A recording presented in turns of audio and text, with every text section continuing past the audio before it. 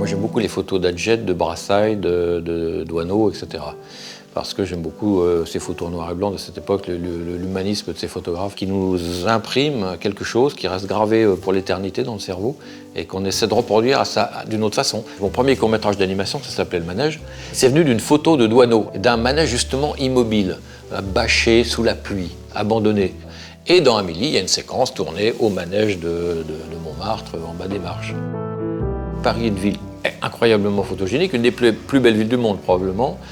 Mais il faut savoir la photographier différemment, il faut savoir proposer autre chose. Surtout pas la reproduire dans sa réalité. Et c'est pour ça que j'ai fait un pari totalement faux dans Amélie, complètement nettoyé, complètement Jacques Tati, avec les petits drapeaux bleu, blanc, rouge et le petit côté accordéon derrière, pour montrer aux Parisiens à quel point cette ville est belle.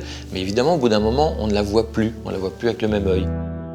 Dans Amélie, qui est un des premiers films étalonnés en numérique, on a joué avec des couleurs chaudes et des verts et des rouges et des couleurs complémentaires qu'on aurait du mal à voir ensemble à l'époque de Chimique.